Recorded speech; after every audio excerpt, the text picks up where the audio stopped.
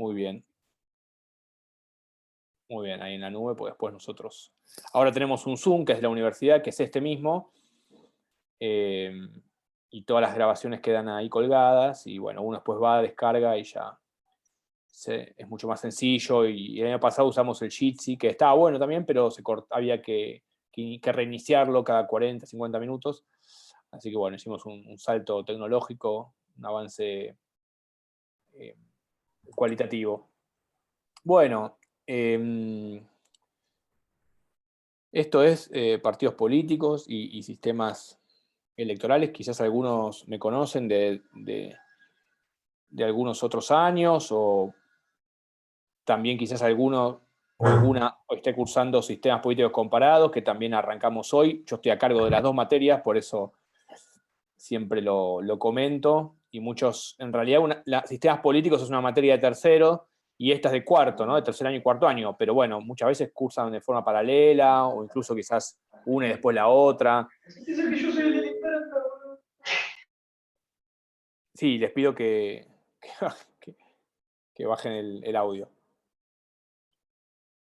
Me- la práctica del café igual, porque si estuviese en presencia también tendría un cafecito al lado, si no, ya está hora del día. Bueno, entonces, decíamos que yo estoy a cargo de las dos materias. Siempre comento un poco esto, y si estuvieron en la otra materia, algunos también ya escucharon un poco lo mismo, eh, que me parece importante decirlo. Primero voy a, por otro lado, renombrarme, porque ¿no? Así pongo mi nombre, además, Nicolás Freibrun, completo. Ahí va, ya saben que ahí estoy. No, que siempre me gusta comenzar o comentar un poco en el inicio de la cursada la relación que hay entre las dos materias, entre sistemas políticos comparados y partidos políticos y sistemas electorales. En realidad yo lo veo como una virtud de la carrera, como un activo de la carrera, porque en general en otras carreras, en otros currículums de otras universidades y facultades, en general es una materia, que en general se llama sistemas políticos comparados. Eh, y que en este caso nosotros tenemos dos materias, sistemas políticos comparados y partidos políticos y sistemas electorales, lo cual nos da una amplitud y una capacidad de análisis de estos dos grandes ejes estructuradores que son principales de la ciencia política, que quizás otras carreras no tienen. Por lo tanto, algunas cuestiones que en otras carreras se ven en sistemas políticos comparados, nosotros las vemos en sistemas políticos comparados y en partidos políticos y sistemas electorales, y nos permite realmente hacer un mapeo y abarcar una serie de problemáticas más amplias, que tienen que ver justamente con el fortalecimiento de la disciplina y de la formación, por supuesto, de ustedes, digamos, que es el objetivo principal, ¿sí? Así que las dos materias, si hayan cursado o los que todavía no la cursaron, pero siempre van a estar un poco como en diálogo. Por supuesto, cada cual tiene su contenido, y acá nosotros damos partidos políticos y sistemas electorales. Pero digo, en términos de una carrera y cómo se estructura, está bueno quizás establecer ese diálogo por el tipo de abordaje muchas veces, y por la cuestión de las problemáticas. También quería, dicho esto, presentar a los miembros de la cátedra, ¿sí? Yo soy licenciado en Ciencia Política, también hice un doctorado en la Facultad de Ciencias Sociales, todo por la UBA, ¿sí? Y que me van a estar acompañando principalmente en los prácticos Constanza Castro, que ahí yo la tengo, yo la tengo al lado, la tengo a mi izquierda, arriba a mi izquierda, no sé ustedes. Que Constanza es un pilar fundamental de la materia. Es historiadora, pero como siempre charlamos nosotros y siempre hago el chiste, ya casi es una politóloga por sus temas de investigación, porque realmente sabe un montón de partidos políticos. Está haciendo su tesis sobre el radicalismo, la juventud radical, las identidades políticas también que tienen que ver con el interior del país o con otras provincias que no son la provincia de Buenos Aires. Así que Constanza nos va a estar acompañando en los prácticos. Y luego también en la materia tenemos tres adscriptos, en esta oportunidad tres varones: Juan Ignacio García. Juan, que es un estudiante avanzado, como en general un poquito más avanzado que ustedes, en realidad, un año más ya, finalizando la carrera, ¿sí? También Fernando Pérez Vega, que está usando tiene el nombre de Paula Sturm, no es Paula Sturm, que es otra compañera, sino que Fer Pérez Vega Ahí me está... cambió el nombre. Claro, claro.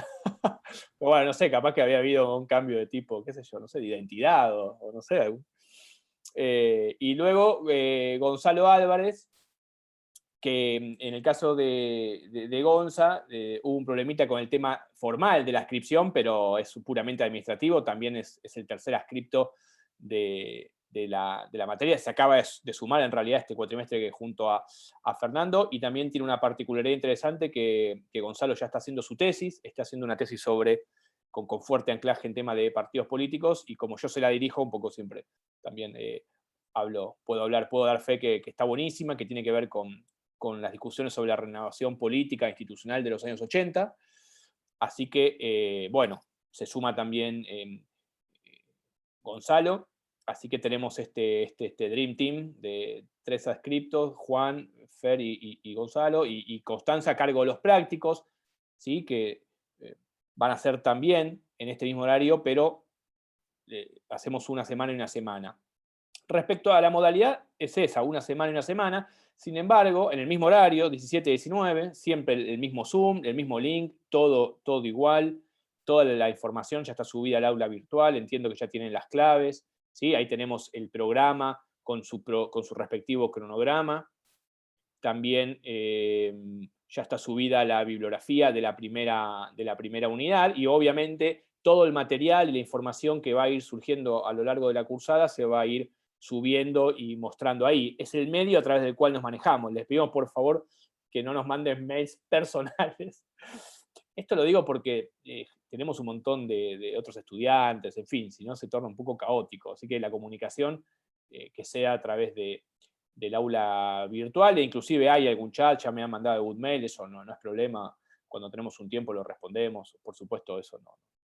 Es parte en realidad también de la labor, pero bueno, sí que sea ese el medio, ¿no? Que de repente capaz que alguno tiene WhatsApp y nos manda un WhatsApp, o al mail personal, ¿no? Tenemos todas las herramientas, entonces, como para canalizar las necesidades y las demandas por ahí. El cronograma está y el programa están subidos. Si llega a haber algún ajuste de fecha, de algún problema, obviamente lo vamos a avisar, pero en principio nos manejamos con eso, ¿sí?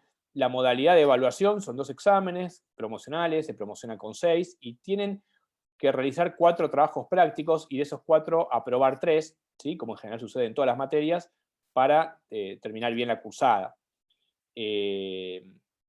También después de eso lo vamos a ver más en detalle con Constanza en otro momento, porque Cons además hoy se siente un poco mal, está media engripada, el cambio de clima, todo. Así que no voy a hablar mucho, no la vamos a dejar hablar mucho, igual ahora seguramente dirá algo, pero entonces todo lo que es TPs, trabajos prácticos, obviamente va a ir por ese lado. Entonces, sí, la cuestión de la organización, también una última cosa, de la dinámica de cursada, es probable que nosotros también vayamos subiendo algunos videos que nos interesen y que, por supuesto, nos parezcan de interés para ustedes, como hemos subido en otros años, que son productivos, debates políticos a veces, alguna entrevista, también algún texto que uno lee el diario en la semana o el fin de semana y que a nosotros nos parece bueno para subir, que, o sea, que sea de contenido relacionado a la materia. Todo eso lo vamos a ir subiendo, va a estar siempre en el aula virtual, así que eso es más una forma nuestra de trabajar, de que nos gusta aportar material que creemos que puede ser pertinente. Y quizás también yo suba algún video, eso sí, mío, ¿no? Tal vez comentando o sintetizando partes de cosas que vimos, y eso también obviamente va a estar ahí subido, más allá de los martes, digo eso, ¿no? Puntualmente esa parte mía de decir subo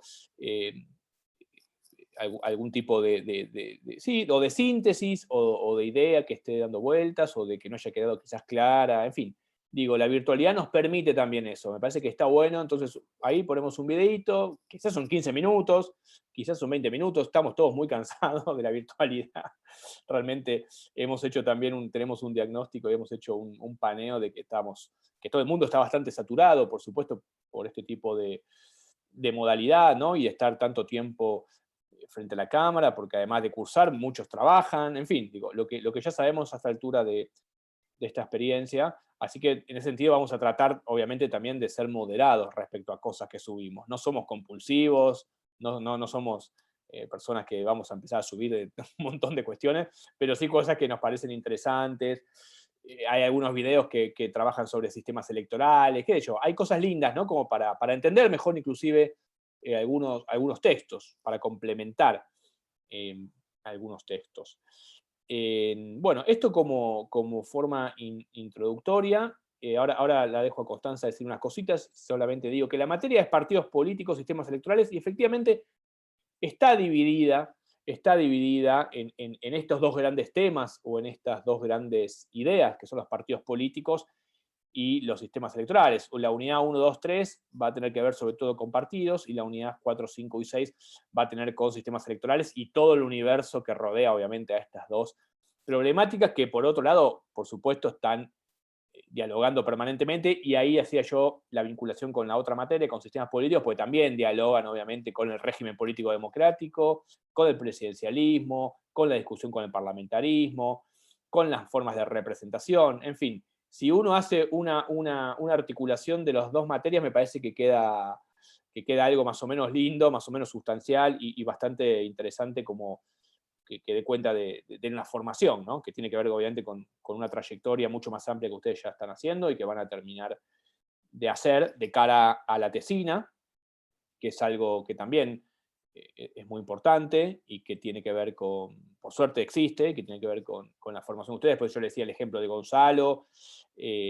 Hay otros chicos y chicas que ya están haciendo, y es un trabajo interesante también para poner a prueba incluso los conocimientos que, por supuesto, son del interés de ustedes, que elijan en su momento, bajo algún tipo de dirección que también los pueda guiar. Así que ya en esta altura de la carrera está bueno ir pensando también eso, ¿no? ¿Qué les gusta más? ¿Qué les interesa? Eso, la tesina es un paso. Luego, si hacen más carrera académica o carrera de investigación intelectual, bueno, elegirán alguna otra cosa hacia adelante.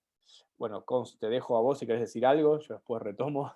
Sí. Dale, hola a todos y a todas. Bueno, acá estoy, como dijo Nico, media congestionada, así que cualquier cosa la próxima semana, cuando iniciemos con los prácticos, ampliamos por ahí más algunas cuestiones, pero bueno, básicamente lo principal Nico ya se los dijo. Vamos a trabajar, digamos, alternadamente, una semana teórico, otras práctico.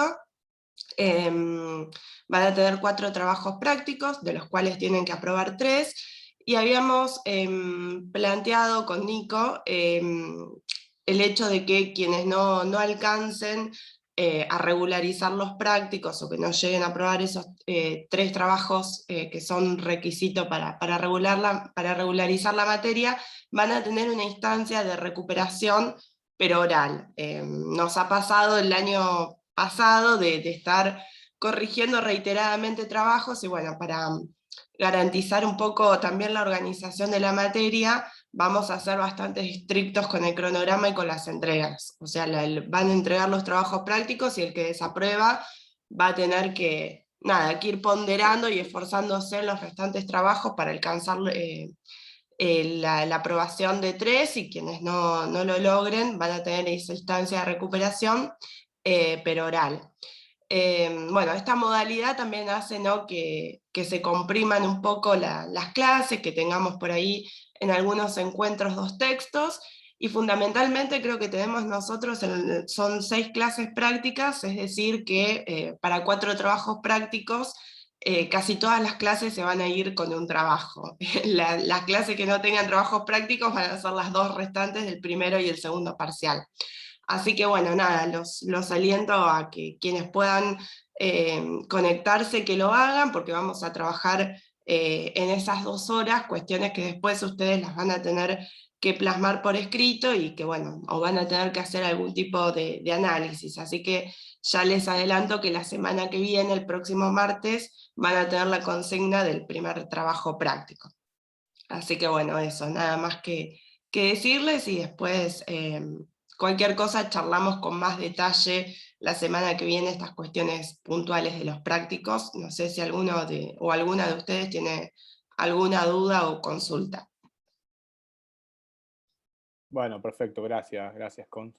Sí, efectivamente, esa va a ser la modalidad. Una cosa que me olvidé, pero que es que, hablando de las tesis y esto, no lo quería dejar de decir, que Juan Ignacio también, Juan García, eh, está también ya pensando y definiendo el tema de la tesis, que el otro día charlamos un poco sobre juventudes y nuevas derechas. Juan, corregime, pero creo que estoy en lo cierto.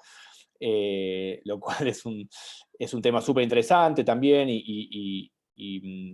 ahí estamos viendo a ver si Martín Vicente, que es el profesor que está a cargo en realidad de opinión pública, no sé si algunos ya cursaron con Martín, que es un colega, un amigo, realmente un gran valor, también es bastante especialista en esos temas. En realidad sus temas fuertes, sobre todo hoy, por lo menos, son los de nuevas derechas y juventudes de derechas, así que digo, también me parece interesante traer estas conversaciones porque, bueno, son compañeros de ustedes que están un poquito más avanzados, pero que también están encontrando la posibilidad de definir un tema, que ese tema que define, yo siempre les digo, por lo menos lo charlamos mucho con Gonzalo una vez, que tiene que ver, y con Enzo Decky, que es el escrito de la otra materia, y que Enzo también está escribiendo su tesina, que esto es muy importante porque les permite escribir, les permite desarrollar ideas, les permite leer de una modalidad que quizás no están tan acostumbrados. Por lo tanto, siempre es un momento muy importante, ¿sí? El de esa escritura, que ya irá surgiendo en el tiempo. Así que bueno,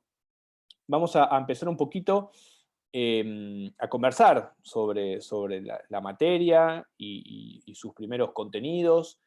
Tienen un texto para leer que es de Cingolani, ¿sí? Que es un texto muy, muy, muy interesante sobre partidos políticos, ¿sí? Porque es un texto bastante amplio, que al mismo tiempo tiene mucha información y está escrito de una manera realmente súper amena y nos da un pantallazo, diría con un pantallazo y una estructura bien general para abarcar estas tres unidades primeras que tienen que ver sobre todo con partidos políticos. Entendiendo bien y captando bien lo que dice Cingolani, creo que después van a tener muchísimas menos dificultades, no porque sean los textos difíciles, sino porque Cingolani propone una lectura muy amplia, al mismo tiempo profunda, de los principales rasgos de esta cuestión, esta temática que sigue siendo importante, que es muy importante para la ciencia política y para la lógica política social en general, que son los partidos, ¿no?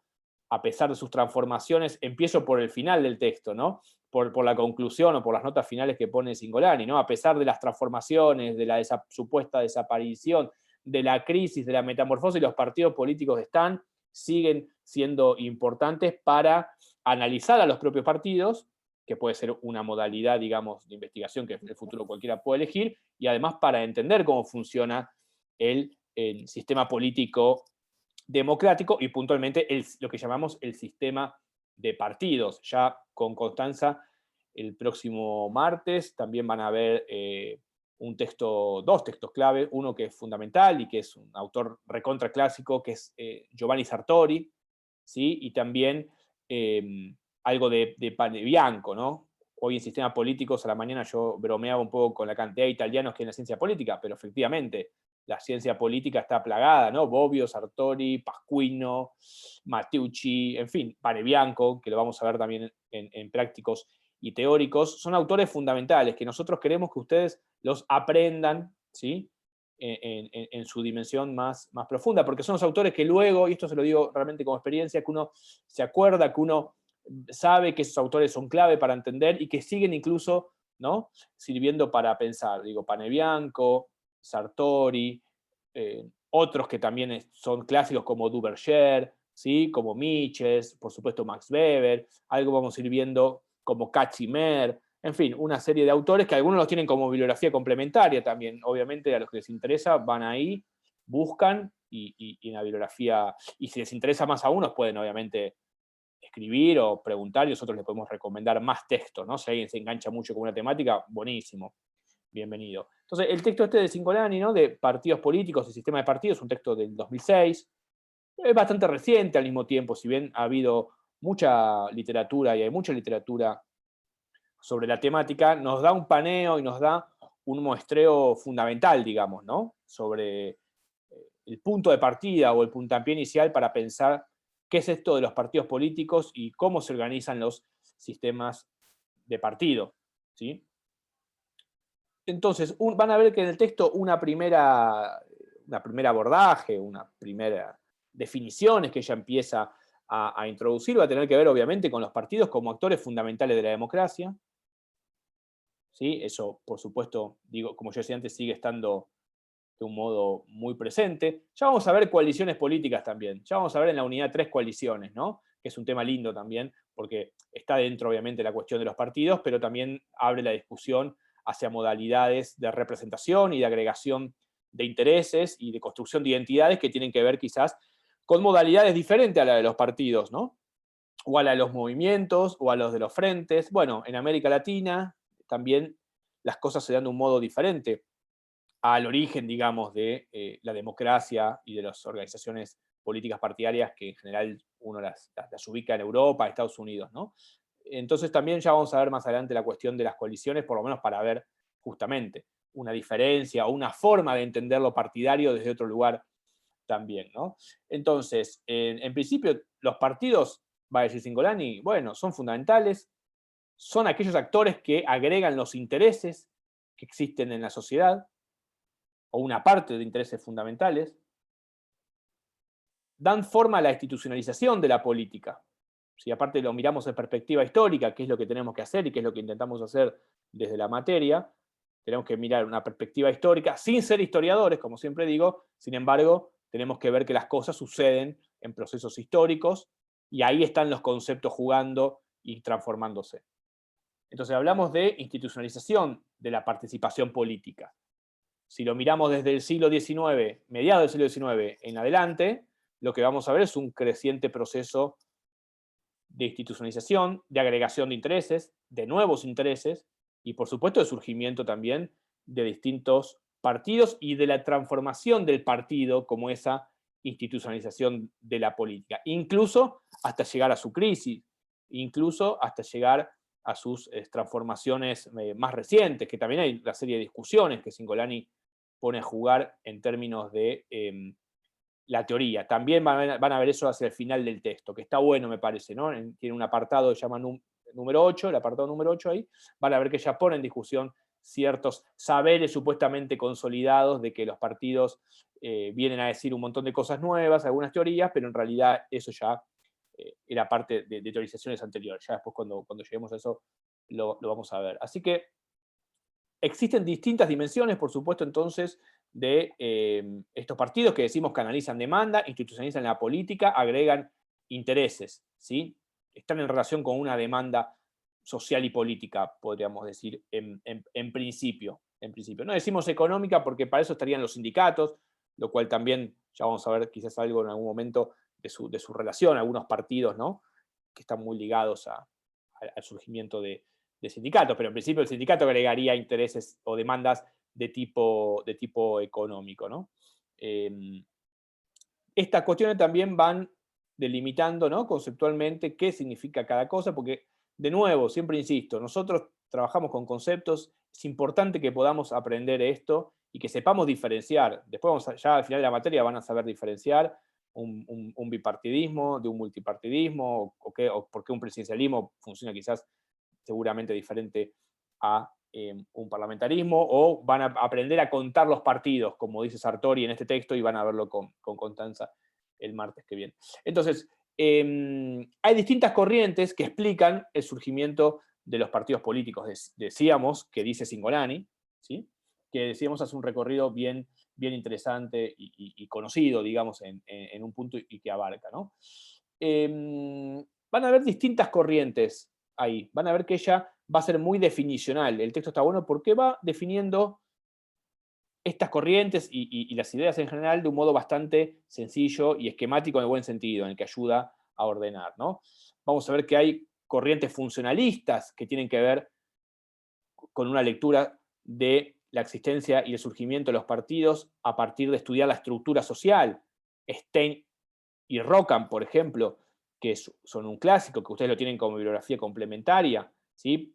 Ese texto lo dábamos como obligatorio, después lo sacamos porque nos parece mucho mejor verlo desde Cingolani, pero la Biblia la tienen como complementaria, si quieren ir al texto de Stein y Rockham.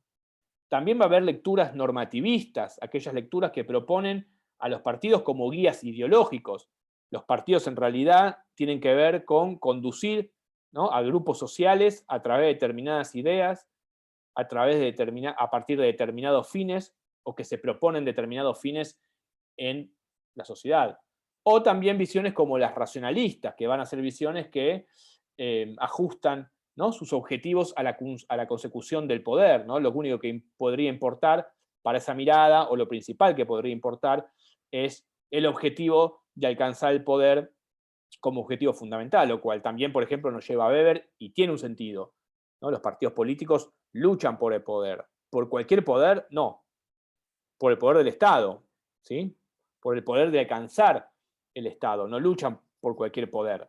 Quizás pueden usar una serie de metodologías, vamos a decir así, para alcanzar ese poder. En general, en sociedades, por supuesto, democráticas, y que con el tiempo se fueron democratizando aún más, los partidos políticos llegan al poder a través de elecciones, es decir, que utilizan las reglas que propone el sistema electoral, pero también puede haber partidos más de tipo revolucionario que cuestionan esa dimensión y que en realidad se proponen la llegada al poder de otros fines. También podría aparecer eso, ¿no? Los partidos típicamente revolucionarios, por ejemplo, que impugnarían un determinado orden, el orden actual o el orden democrático en general, en la búsqueda de la toma de poder o la consecución del poder por otro lado. O los partidos reformistas, que en realidad pretenden transformar la sociedad, pero de un modo en que se va alcanzando ese poder a través de, a través de la participación electoral, y una serie de reformas transformarían. Esto lo digo porque siempre es muy, muy interesante ver los partidos de principio de siglo, principio 1920, 1915, 1910, sobre todo en los partidos socialdemócratas de Europa, ¿no?, que son los modelos que siempre se usan de análisis en términos de partidos reformistas, partidos que en realidad buscan un fin diferente, es decir, por ejemplo, el socialismo, ¿sí? O sea, buscan un cambio de régimen, pero que van a buscar ese cambio a través de la participación electoral y no a partir, por ejemplo, de la violencia política como metodología. Si uno mira la realidad actual en general, no encontramos partidos a nivel global, inclusive allí donde hay sistemas de partidos democráticos, de partidos que busquen en general o que se propongan la toma del poder por vía violenta, que lo tengan como un programa, quiero decir, ¿no? Que lo tengan como un programa, más bien en general. Después podemos decir hay partidos más de derecha, menos de derecha, en fin, toda la discusión que más de izquierda, menos de izquierda, más de centro. Pero en general, hoy los partidos, ¿no?, digamos, y sus plataformas políticas más bien tienden a participar y legitimar, por supuesto, el orden democrático, ¿no? Entonces ahí, a través del texto, van a ver que tienen una serie de definiciones clave, definiciones como las de Weber, como las de Downs, como la de Sartori, que un poco también van a ver el martes que viene. Definiciones y que son también ya más contemporáneas, como por ejemplo la del partido cártel, ¿no?, que es una categoría que se utiliza mucho en la bibliografía politológica, que es un texto de Katz y Meir, que es un texto clásico, que lo tienen como texto complementario, decía yo, aunque en el texto Cingolani aparece varias veces mencionado, y que también tiene que ver con nuevas conceptualizaciones a partir de un corrimiento de la relación entre la sociedad civil y el Estado. Ahora después vamos a decir algo más de eso. Pero de estas primeras definiciones aparecen estos clásicos, ¿sí? Digo, clásicos que tienen que saber, clásicos que tienen que conocer, que saber que por lo menos en la literatura de los partidos políticos hay un Sartori, por supuesto hay un Duverger, un Stein-Rocan, un Katz-Imer con el concepto de partido cártel, ya vamos a ver a Panebianco. Una cuestión también fundamental, siempre que pensemos los partidos los vamos a pensar en relación o en medio de la relación o desde la relación sociedad civil-Estado, dos categorías también que ya conocen, ¿sí? Inclusive si los vemos desde el surgimiento del siglo XIX, vamos a ver que dos categorías modernas, como son las de sociedad civil y Estado, ¿sí?, que yo ahí tiendo a pensar que solamente en la modernidad hay que hablar de sociedad civil-Estado. Antes de la modernidad no habría esta idea de sociedad civil, aunque algunos autores la usan, pero la sociedad moderna entonces, y a partir de las revoluciones que la fundan, y por lo tanto la modifican, van a dar surgimiento a esta idea de sociedad civil y modernidad. y Estado, perdón, que son bien modernas, así como la idea de partido. La idea de partido político también es una idea moderna. A veces uno lee un texto y dice, bueno, los partidos políticos en la antigüedad. Si ustedes leen algo así, tendría cierto cuidado. Por lo menos habría que ver cómo se desarrolla el argumento. Pero la idea de partido político es una idea moderna. La idea de que hay una parte claramente identificada de la sociedad y que tiene que ver con algo que se llaman partidos, es típicamente moderna, y es más, es recientemente moderna en el sentido del siglo XVIII, incluso siglo XIX más aún. Van a ver que hay una distinción en el texto entre partidos y facciones. Por ejemplo, si ustedes rellenan a Rousseau, que tienen que haber leído en IPC, me imagino, ¿no? En Introducción a la Ciencia Política, o en la 2, ahí me ayudan ustedes, en la que siga esa, ¿no? Los contractualistas, ¿no? La teoría política moderna. Tanto Rousseau, por ejemplo, como El Federalista, es el libro que reúne la correspondencia entre los padres fundadores de Estados Unidos, ellos hablan de facciones. ¿Por qué? Porque piensan que los partidos son nocivos para la vida política y social y civil, porque las facciones vendrían a corromper la armonía política de una sociedad en proceso de formación. Hablamos de Rousseau y El Federalista, o sea, autores típicamente, ¿no? Hamilton, Madison, los autores del Federalista, los norteamericanos, que están viendo cómo se arma esta sociedad norteamericana en términos constitucionales y políticos, y Rousseau, el padre, ¿no? Como siempre se dice, el padre de la Revolución Francesa, si bien se murió bastante antes y no vio la Revolución Francesa, pero bueno, escribió un libro, El Contrato Social, donde un poquito ahí agita, ¿no? Como para que la historia avance un poco, ¿no? Entonces, ahí hablan de facciones. Miren ustedes que ya en la modernidad facciones son diferentes de partidos, y el partido tiene una connotación negativa. ¿Sí? No les gustan las facciones que serían los partidos para estos autores, porque son facciosos, generan, ¿no? problemas en la sociedad, dividen a la sociedad a través de humores políticos y sociales que no contribuyen a su orden. Entonces digo, la idea de partido es una idea moderna. ¿Sí? La idea de partidos políticos tal como los conocemos hoy es una idea moderna. Desconfíen de un texto que dice, no, los partidos políticos en la antigüedad, los individuos en la antigüedad, no. La idea de individuo, la idea de partido, ¿no? Después puede haber muchos debates, pero algunos dicen, no, la idea de individuo ya está en los griegos. Bueno, nosotros lo vamos a manejar con un criterio más, por lo menos a mí me gusta, con un criterio más moderno, porque la modernidad funda una serie de cuestiones, entre ellas los partidos, que no existían antes, ¿no? Entonces, funciones de los partidos políticos también va a decirnos algo Cingolani, ¿sí? Estructuran las demandas sociales, estructuran el voto, una cuestión que es clave para nosotros, a través de toda la materia. Primero porque ese voto se va tornando cada vez más universal, cada vez más personas son ciudadanos y ciudadanas y por lo tanto pueden elegir libremente a quienes habrán de representarlos y habrán de gobernar. Y por otro lado, también, cuando veamos sistemas electorales, vamos a ver cómo funciona esto del voto. O sea, sin partidos políticos tampoco hay, en realidad, funcionamiento, ¿no? del sistema electoral y de la vida política democrática. La vida política democrática no se agota en esto, por supuesto. Nosotros aquí damos una mirada más institucional, digamos. La vida política democrática transcurre por un montón, digamos, de dimensiones. Pero bueno, el momento electoral es un momento fundamental, un momento de legitimación de los que ocupan el poder por parte de nosotros, el pueblo, ¿no? que elige como ahora cada 2 o 4 años, y por lo tanto todo lo que veamos tiene mucho sentido y es importante en ese aspecto, ¿no? También los partidos son importantes porque fomentan la socialización política, algo que, ¿no? Los partidos fomentan la socialización. Uno pensaría hoy, los teóricos siempre van a ser más de, ya los que me conocen, de cierta asociación. Obviamente está bueno siempre traer asociaciones y creo que si alguno da clase en el futuro, como llega a dar algún teórico, bueno, siempre uno trata de asociar cosas de la vida política también y social contemporánea, ¿no?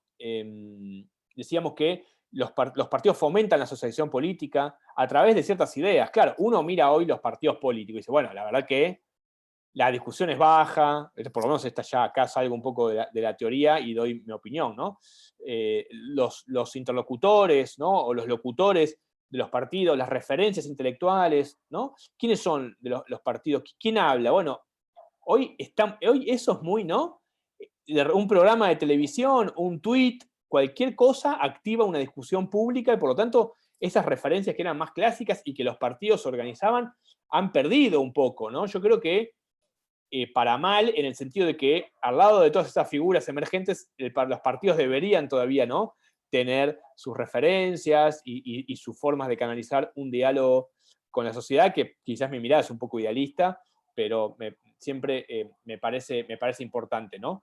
Entonces, los partidos son socializadores de la política, de los valores, de las ideologías, ¿no? Dice Cingolani. Es un aspecto muy importante, por supuesto también de dar identidad a los grupos sociales. Una cosa es un grupo social determinado que vota un partido y otra cosa, o un aspecto de esa relación, es la identidad que quizás ese partido establece con ese grupo social. El caso del peronismo es clarísimo, digo, no hace falta decir mucho más, ¿no? Donde, digamos, la identidad no siempre coincide necesariamente, ¿no?, con la estructura social o con la base social que responde un determinado partido, ¿no? La identidad, los valores, las ideologías, las representaciones, los símbolos, ¿no?, cumplen un papel fundamental.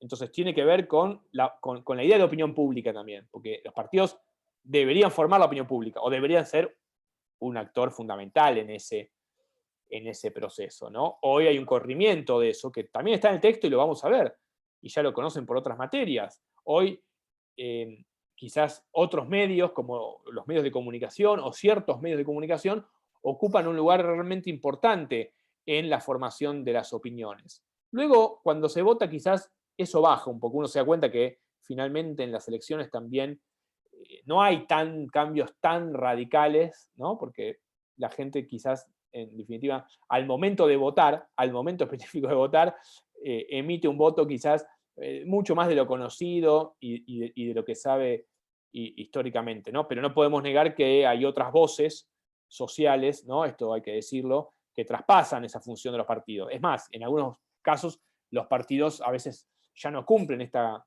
función que decíamos de fomentar una socialización política más potente, por decirlo de algún modo, ¿no?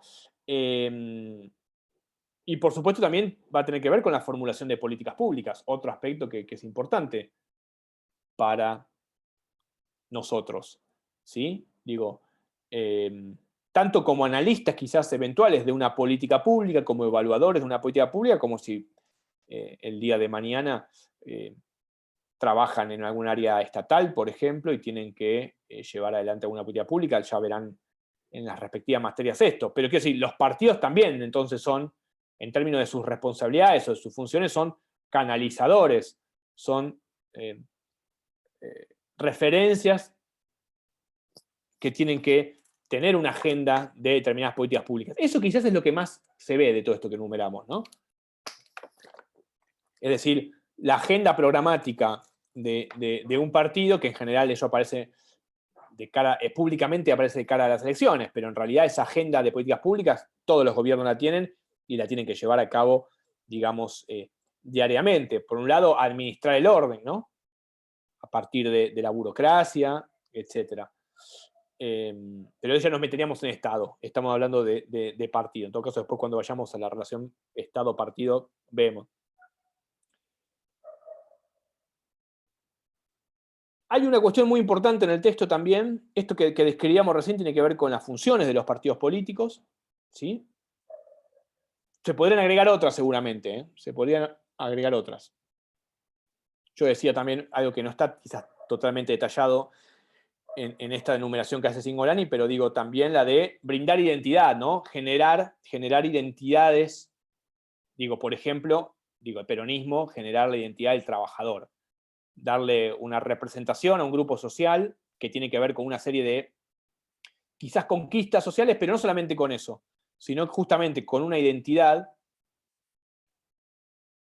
Lo que Panebianco, ¿no?, va a trabajar muy bien en términos de incentivos simbólicos, ¿no?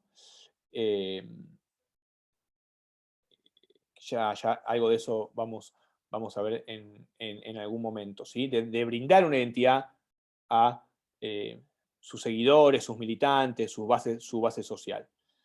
Eso lo agregaría como un dato más, ¿no?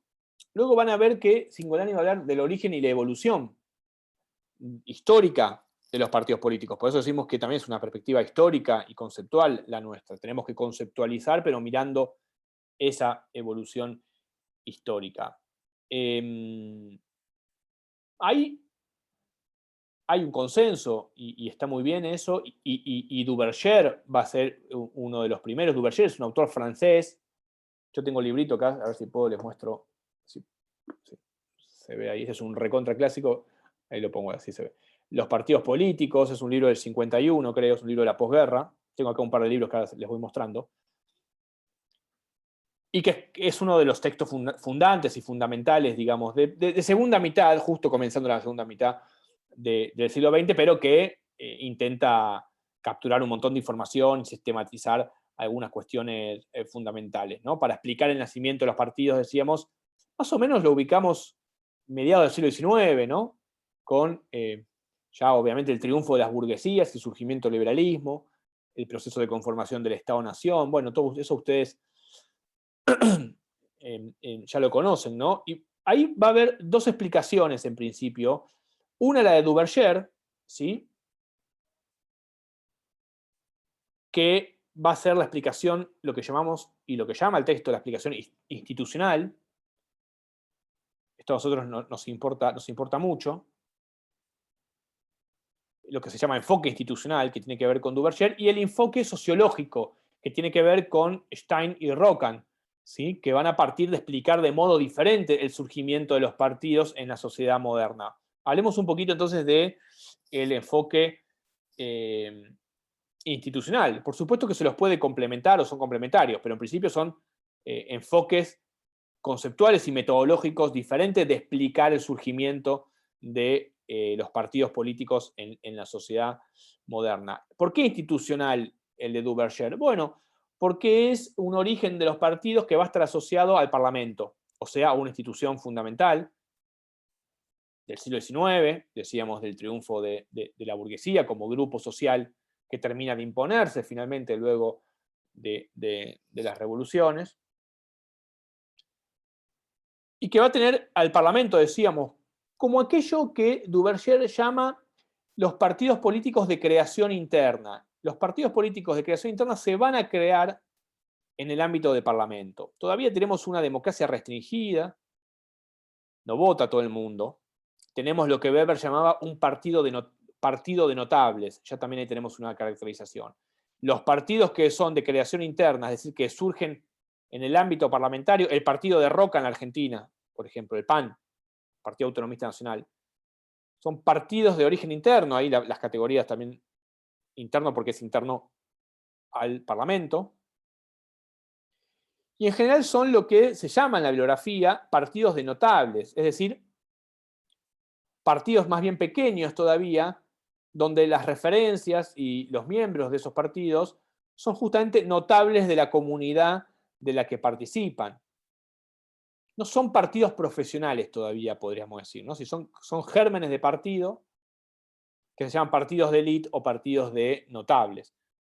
Porque los miembros de esos partidos, en general, que van a ocupar las bancas, que van a hacer las referencias políticas de una comunidad, son notables en su sociedad, en su comunidad. Son elegidos porque tienen algún valor moral, económico, de prestigio, pero porque algunos los eligen por eso son notables.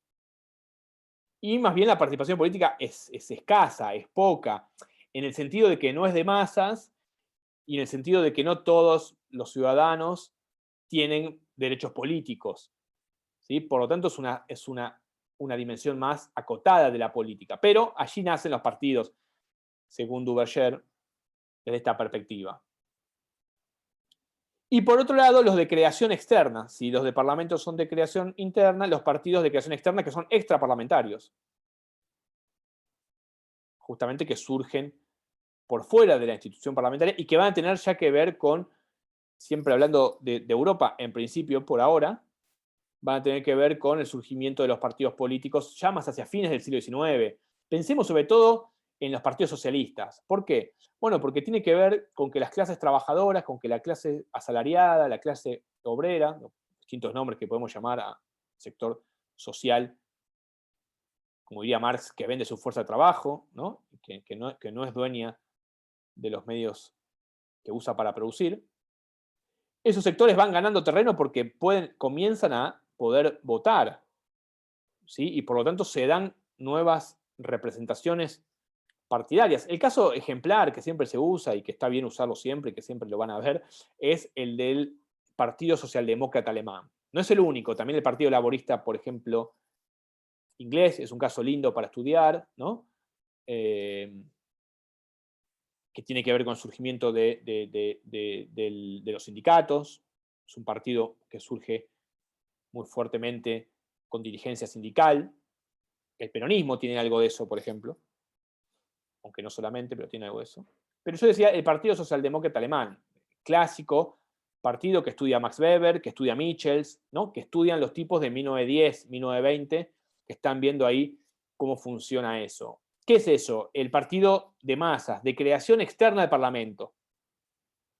Partidos muy grandes, que tienen que ver entonces con esta ampliación del sufragio, piensen de una masa social que ahora participa de la vida política. El partido de masas revoluciona definitivamente y deja por detrás claramente el partido, la forma de partido de élite, que básicamente además lo que había eran partidos más bien conservadores y partidos liberales, ¿no? Uno va a Francia, partidos monárquicos, demócratas liberales. Con la aparición del socialismo, también lo que aparece son nuevos partidos, en este caso el partido de representación de las clases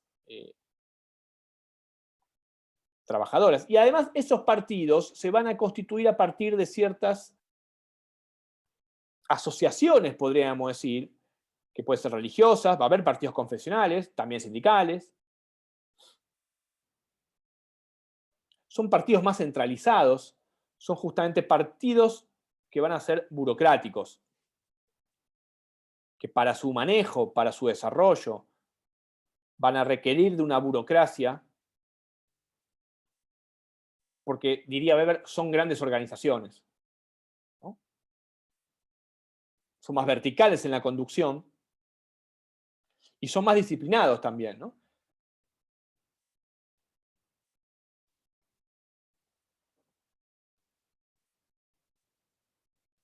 Esas van a ser entonces las dos grandes, ¿no? De creación interna y externa, que al mismo tiempo nos dan dos tipos de partido diferentes. Partido parlamentario y partido extraparlamentario. O partido de masa, como es más lindo decir y como debe decírselo, ¿no? El partido de masa. Ya las masas participan de la vida política. Ustedes piensen que el Partido Socialdemócrata Alemán, para 1910, entre 1910 y 1920, tiene unos 2 millones de afiliados. Piensen ustedes lo que son 2 millones de afiliados, hace 100 años. Pero va a tener una representación parlamentaria además altísima. Y en algún momento de esos años, en la República de Weimar, por ejemplo, unos pocos años después, va a tener mayoría y va a formar gobierno. Recuerden siempre los gobiernos parlamentarios que requieren de un tipo de conformación, ya lo vamos a ver también después. Entonces, estamos hablando de partidos realmente potentes que tienen una serie de características ideológicas, culturales, relacionadas con los sindicatos, en fin, una serie de organizaciones incluso alrededor, o una serie de características que les van a dar una forma. Y sobre todo, como dice Max Weber, ¿no? Que siempre ese textito, el político y el científico, la política como vocación, que es un texto muy lindo, que es un texto que está hablando de eso. Digo, también para conectar ideas y conectar textos. Son textos que ustedes seguramente vieron, ¿sí? ¿Qué está hablando Weber? De eso. ¿Qué es eso?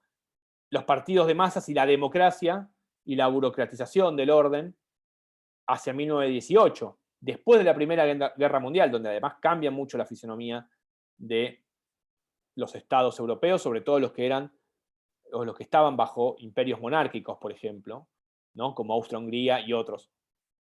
Por lo tanto, es una discusión muy importante, ¿no? Porque tiene que ver con el surgimiento de la democracia de masas. Y otra cuestión también que es muy interesante, que es la de los líderes políticos. La aparición del cesarismo, la aparición del bonapartismo, podríamos decir la aparición del populismo, podríamos decirlo también en esos términos, no dejan de ser referencias similares, ¿no? Gramsci está diciendo el cesarismo Mussolini, ¿no? La revolución desde arriba. Está bueno siempre volver a los autores porque también nos están hablando de la misma época. Nosotros estamos viendo la forma más teórica, más conceptual. Bueno, están mirando eso también, ¿no? Los partidos son agentes fundamentales, entonces. Volvemos al inicio del texto. Si vamos a una definición de Cingolani que dice, ¿no? Los partidos son agentes fundamentales. Bueno, ni hablar hace 100 años, ¿no? O sea, los partidos movilizaban a la sociedad. Después va a haber partidos comunistas, partidos de extrema derecha, en el caso alemán termina todo muy mal, ya sabemos cómo termina eso, pero digo, van a aparecer incluso nuevas formas partidarias. Luego decíamos entonces la explicación sociológica, si está la institucionalista o institucional,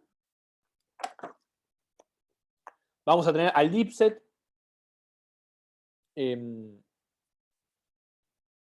y Rocan. Yo a Rocan lo había nombrado, perdón, yo antes había dicho Stein-Rocan, pero Stein es el nombre de Rocan. Es Lipset y Rocan, ¿no? También un texto clásico, me había confundido el nombre. Que si bien puede ser complementarias, también van a hacer un contraste con estas explicaciones y ellos van a hablar de explicaciones sociológicas o genéticas, ¿sí?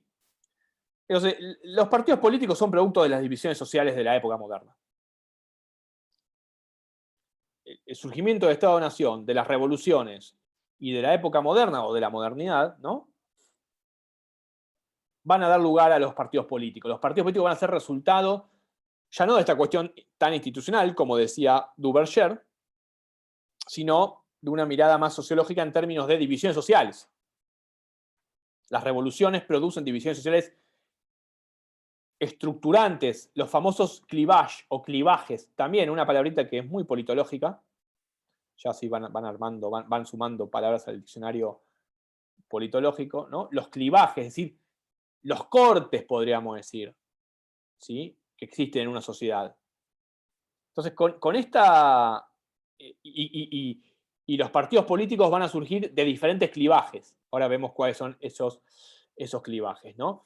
Esos autores analizan la modernidad europea, pero también dicen, esta idea de pensar los clivajes sirve más allá de la, ¿no? Sirve más allá de la modernidad. Entonces, por ejemplo, nosotros si queremos hacer un análisis eventualmente de el surgimiento de los partidos en nuestra sociedad moderna, podríamos quizás utilizar a Lipset y Rocan y la idea de clivaje, ¿no?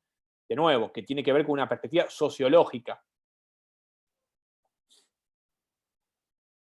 En este caso, el surgimiento y la dimensión de análisis tiene que ver con la modernidad, decíamos. Y con una modernidad, por supuesto, conflictiva. Por supuesto que tiene que ver con un proceso conflictivo que se da dentro del proceso social. Va a haber dos dimensiones, entonces, que van a definir a la época moderna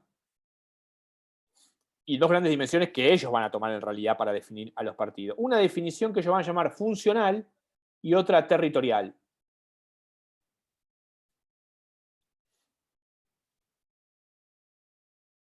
Y al mismo tiempo, esas dos dimensiones, digamos, van a estar atravesadas por dos hechos, vamos a decir así, sumamente conflictivos, que van a ser la revolución, las revoluciones políticas y la revolución industrial. Entonces, en realidad tenemos una dimensión territorial y una dimensión funcional atravesadas o cortadas por dos hechos y elementos fundamentales como son las revoluciones políticas y las revoluciones industriales. La revolución política o nacional, dicen ellos, va a tener que ver con la construcción de estados. ¿Sí? Las revoluciones políticas nos van a dar como resultado la construcción de los estados nacionales. Francia, caso paradigmático, ¿no? Dicen ellos, bueno, Francia es clarísimo. Y la revolución industrial, por supuesto, va a tener que ver con los cambios de comercio, económicos, tecnológicos, ¿no? Más bien ahí Reino Unido, ¿no? Ellos dicen, bueno, esto ya incluso lo decía Marx, ¿no? Si queremos ver cómo funcionan las revoluciones políticas, vemos Francia, y si queremos ver cómo funciona la revolución industrial económica, Hobsbawm, ¿no? Otro autor que nos ayuda siempre a pensar estas cosas, Eric Hobsbawm, el historiador británico. La revolución industrial, miramos entonces ese aspecto. Ambos procesos tienen a la burguesía entonces como actor motorizador de estos cambios.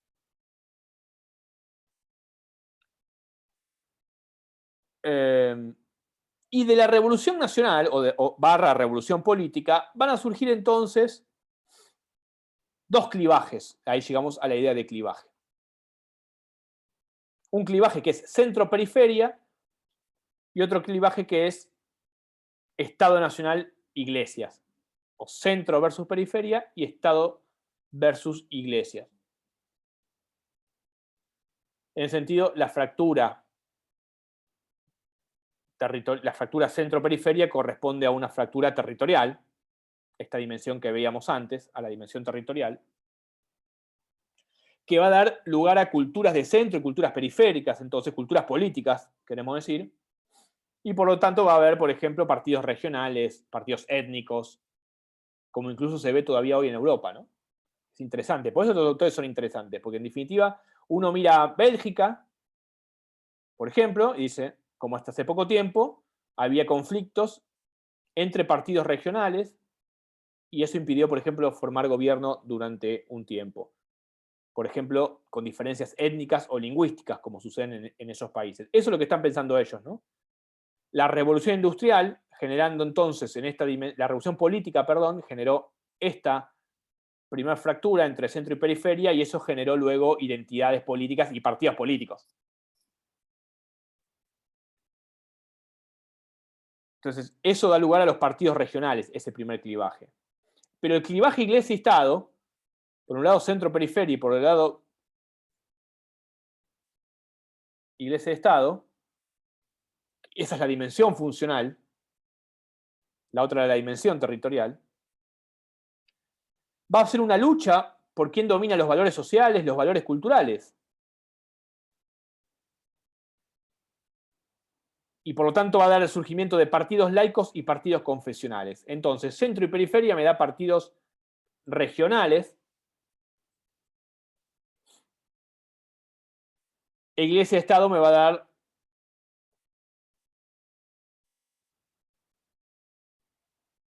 laicos o religiosos, en esa dimensión funcional. Pero un poquito más adelante, dicen ellos, ya en el centro de la Revolución Industrial del siglo XIX, esto sería a fines del siglo XVIII, digamos, principios del siglo XIX, esto ya un poquito más adelante, la Revolución Industrial se derivan otras dos fracturas. Entre intereses urbanos e intereses agrarios, claramente, y entre intereses capitalistas e intereses obreros.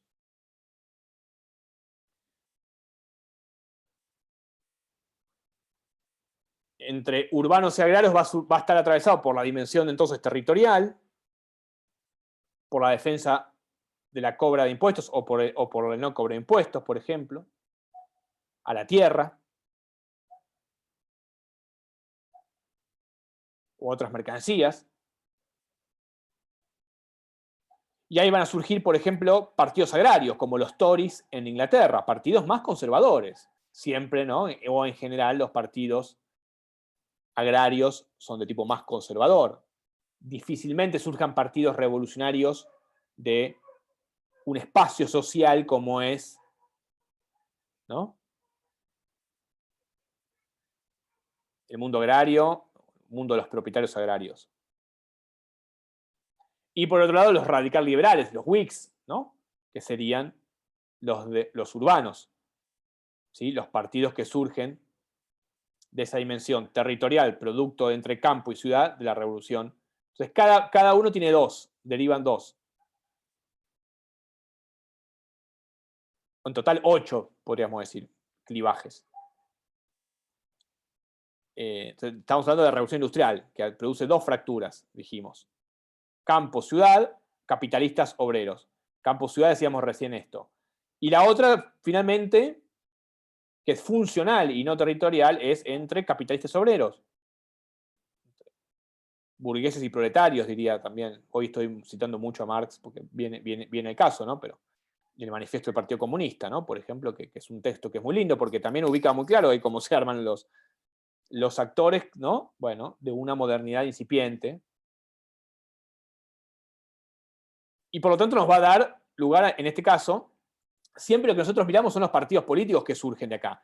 Partidos socialistas y partidos no socialistas, o partidos liberales, o partidos de derecha o partidos de izquierda.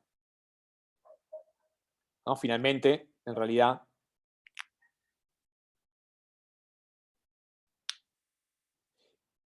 y por último dice, bueno, existiría también, dice, ¿no?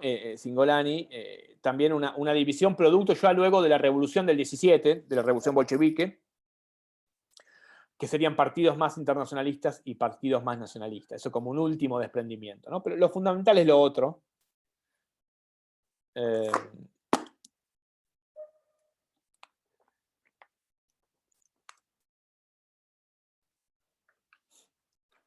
Y para ellos, para Lipset y Rockham,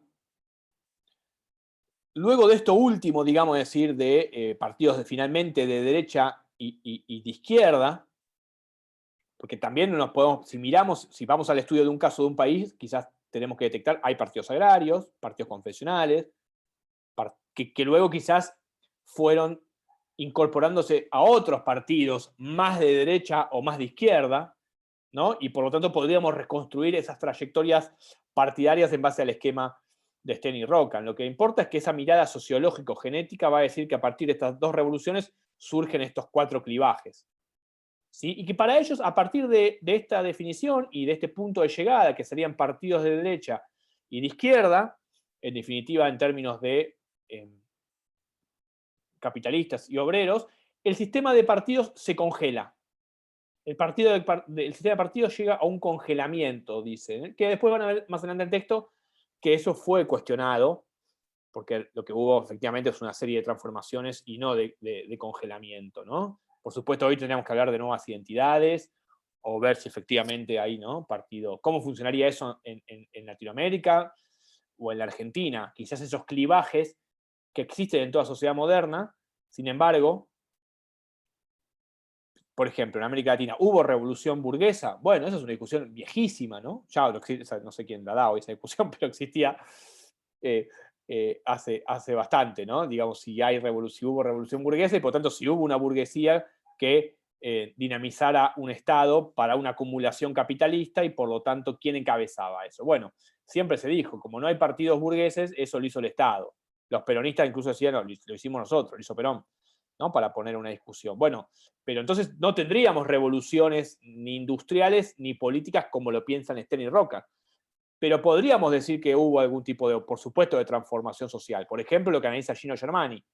No sé si lo conocen o lo han leído alguna vez, pero siempre es un buen ejemplo de Gino Germani cuando analiza la estructura social argentina y tiene que ver un poco con su análisis de peronismo, ¿no? Con esto. Aunque él no se encarga de partidos políticos, simplemente lo digo como para ver que él analiza los cambios en una sociedad que va de ser tradicional a ser moderna, ¿no? Entonces está viendo, donde Lipset y Rockham están viendo estos cambios, en definitiva, ¿no? Que son los que producen la sociedad moderna. Entonces, la sociedad moderna produciría, dijimos, a partir de Duverger, la mirada o el enfoque institucionalista, y a partir de Lipset y Rockham, esta mirada sociológica genética que nos da estos distintos tipos de partidos políticos.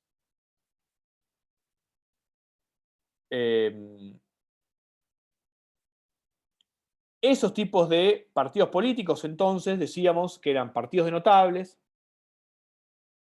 de creación interna, partidos de masas, de creación externa, siempre ahí Duverger es la referencia.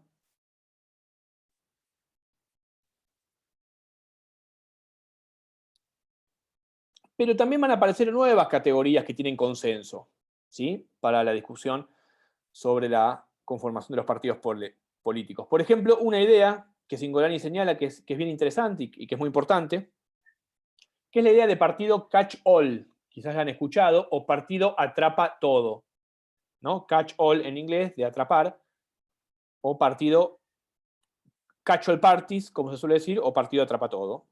Y también la idea de partido cártel, que tiene que ver con estos autores que hablamos antes, Katz y Mehl. Esas definiciones más recientes, relativamente más recientes, se fueron también imponiendo para el estudio y análisis de los partidos. Por ejemplo, el caso del peronismo.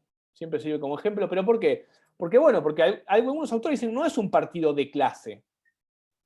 Si uno mira Lipset y Rockham, diría, bueno, puedo mirar una mirada sociológica. el peronismo es producto de la modernización social, económica en Argentina y por lo tanto es el partido de la clase trabajadora, pero sabemos que no es un partido de clase, no es como la socialdemocracia alemana, que es un partido claro de la clase obrera industrial, sino que sabemos que el peronismo en realidad representa distintos sectores, por lo menos en sus orígenes, sectores medios bajos, sectores también del interior menos desarrollado, diríamos.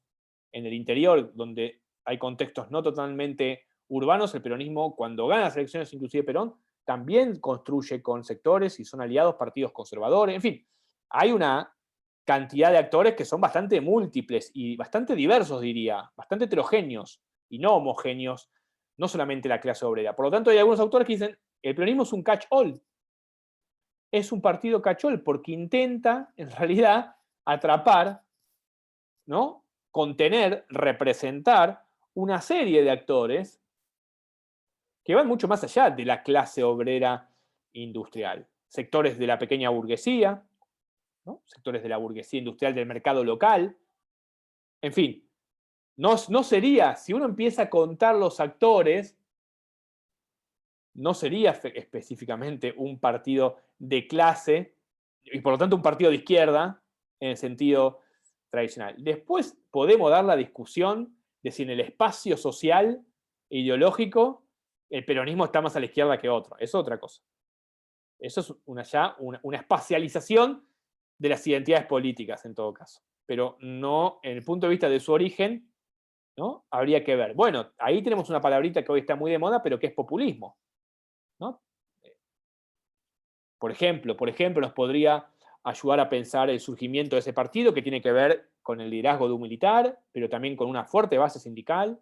En fin, habría que ir a estudiarlo, ya hay muchos estudios, pero se podría seguir viendo si estas categorías se meten ahí o no. Lo que sí es cierto para nosotros es que ese proceso no se da del mismo modo. Por supuesto, no se da del mismo modo en Francia, Inglaterra, que en Argentina, Brasil o ni siquiera en otras partes de Europa se da del mismo modo, como es el caso, por ejemplo, de Alemania, ¿no?, o de Italia, que no tuvo revoluciones burguesas y que tuvo un desarrollo económico muy tardío, si comparamos Inglaterra, Francia, Estados Unidos, ¿no?, con Alemania e Italia.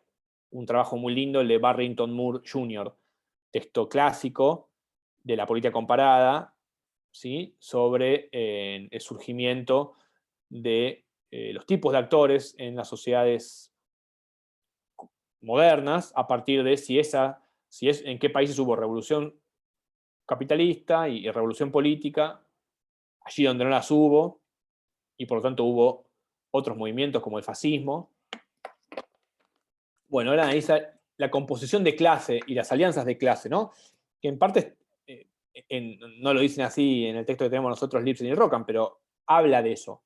Bueno, si nosotros quisiéramos estudiar, entonces en nuestros casos tendríamos que poner una serie de mediaciones conceptuales y por lo tanto tomar, ¿no?, digamos, esos modelos. Quizás no nos sirven, los desechamos directamente. Por supuesto que al mismo tiempo sabemos que el peronismo es un partido de masas, como también en cierto modo, el radicalismo que lo antecede, también es el primer partido moderno que intentó, digamos, ¿no?, ha alcanzado una extensión territorial, nacional. Eso también tiene que ver con la construcción de los partidos modernos.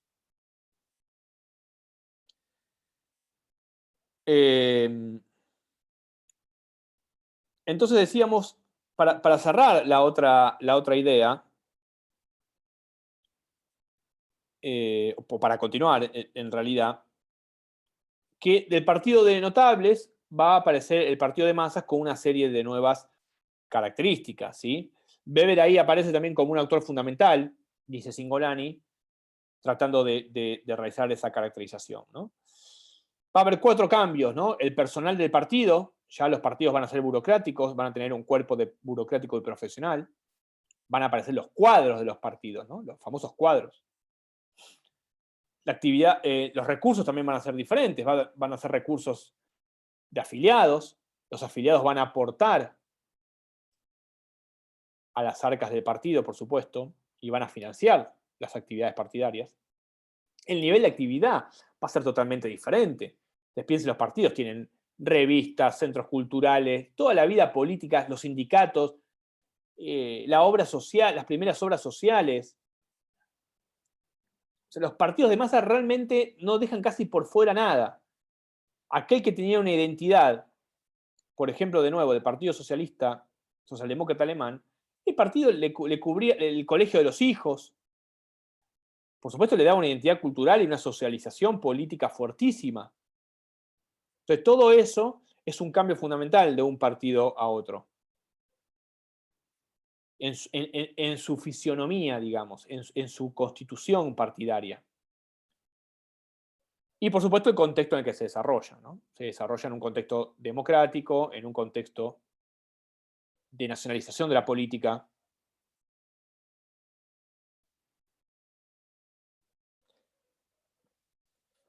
Diferente.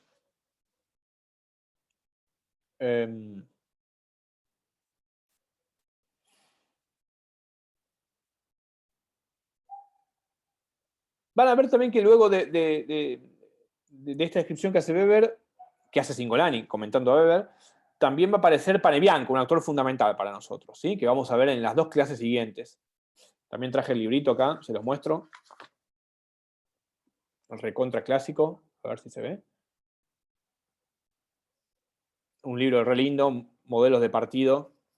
Es un bodoque que parece súper pesado y aburrido, pero realmente Panebianco tiene algo que a mí siempre me llama la atención, que es la forma en que escribe, que en estos temas es muy importante escribir bien, además, porque si no puede ser realmente aburrido por momentos, y que tiene una forma de contar las cosas que siempre me gustó y me parece muy, muy, muy didáctico, así que también es un autor que nosotros vamos a darle bastante interés. Y es lo que Panebianco llama los partidos de integración. ¿Sí? Otra definición.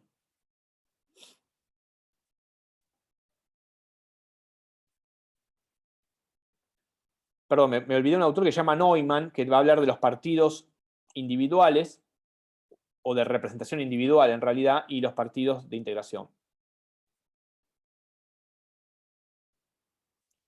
¿No? En los partidos de representación individual, Cingolani dice, la gente, los seguidores, vota y punto. No tiene justamente una integración al partido, que es lo que también va a tratar de analizar Panebianco. En el partido de integración, el individuo es activo. Panebianco va a ver la conversión de la figura del militante en afiliado, del afiliado en creyente, es decir, va a suponer una participación y un compromiso activo por parte de... Entonces, los partidos de representación individual son más liberales, y claro, porque si uno mira el liberalismo, bueno, siempre hay una distancia en la política en el liberalismo, ¿no? Siempre... Yo tengo, a mí me gusta, yo creo que en su origen la ideología liberal, no el neoliberal, liberal, que son dos cosas diferentes, tiene una base de bastante rechazo a la política, ¿no? Esa lectura la hace un autor que a mí me gusta mucho, que creo que no se ve tanto en la carrera, que es Sheldon Walling. Me parece que es un autor que no se ve tanto, pero bueno, que él tiene esa postura. Y los partidos, tanto democráticos como socialistas, o más democráticos o más de izquierda, van a ser partidos de más integración social, ¿no? En ese sentido de actividad, de compromiso, del militante.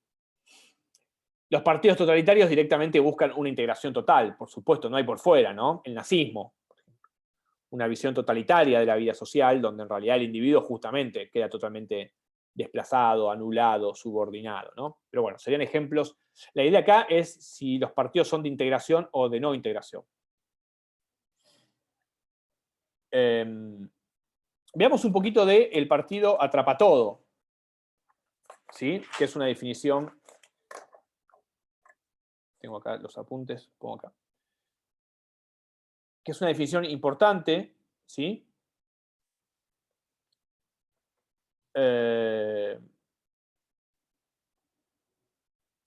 Y que tiene que ver con un contexto muy especial y que tiene que ver también con, entonces, un cierto cambio o una producción de ciertas ideas respecto a los partidos políticos a partir de los años 60, a partir de los estados de bienestar, a partir de la aparición de nuevos medios de comunicación.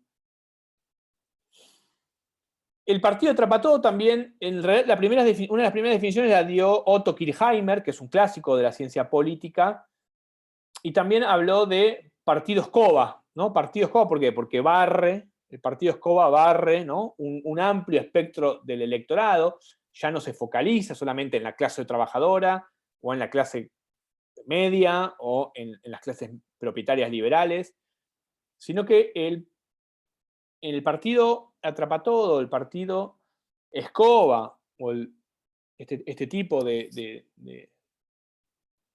partido, tiene que ver con un debilitamiento de las identidades de clase. Su aparición va a tener que ver con un cierto debilitamiento de las identidades de clase, con una transformación de los partidos de posguerra. Ahí les doy una recomendación que está en la bibliografía complementaria, el texto de Katz y Mail, no porque lean el texto si no quieren, pero ese texto tiene un cuadrito que ayuda muchísimo en la cronología, búsquenlo, después lo podemos subir, está en la bibliografía complementaria. No sé si tenemos activada todavía la unidad 2, porque es de la unidad, creo que es de la unidad 2, me voy a fijar ahora mismo, que tengo acá. Me parece que es de la unidad 2, sí, estoy casi seguro. Sí, bueno, veo después si está...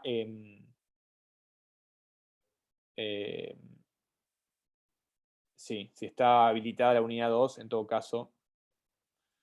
Pero en ese textito, ya nótense, hay un cuadro muy lindo, muy claro en realidad, donde va a especificar esta transformación de partido de élite, partido de masas y partido en cachol. Aunque a veces conviven estos partidos, cachol, atrapa-todo, con el partido de masas, también lo que se propone en la literatura, bueno, es una nueva diferencia.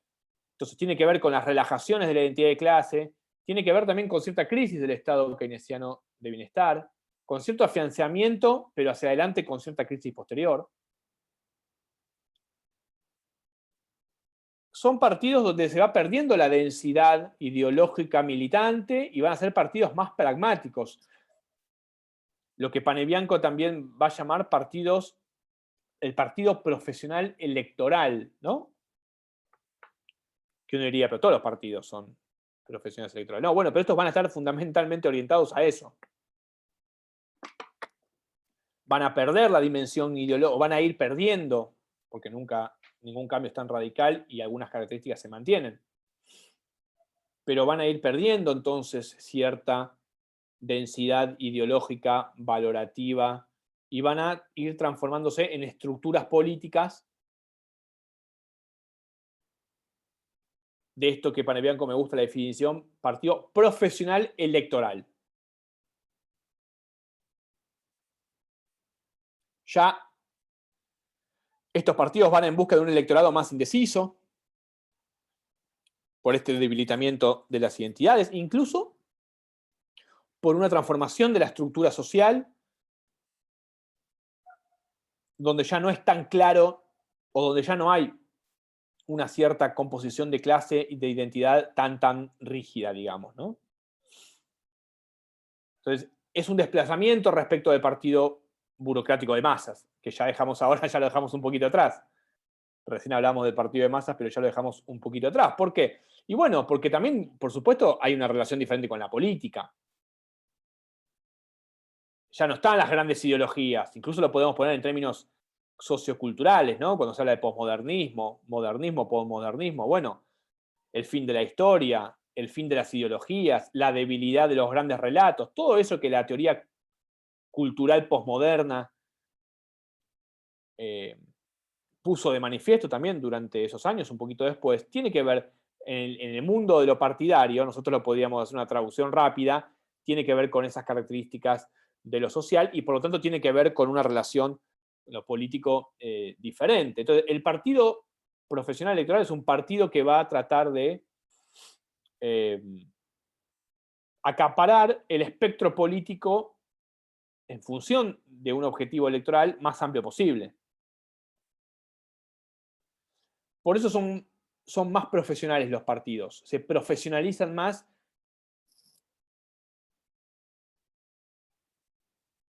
en ese aspecto de la búsqueda de un, de casi un, no diría el único, pero de un objetivo fundamentalmente electoral, dejando de lado entonces lo otro. ¿Por qué? Porque en el partido de masas la ideología cumplió un papel fundamental. Siempre va a haber ideología igual. Nadie podría decir que no hay ideología en Cambiemos o en el Frente de Todos. Es más, yo diría que hasta hay por momentos una vuelta de ciertas, ¿no?, cuestiones ideológicas. Decir nosotros somos republicanos, bueno, no es cualquier cosa, ¿no?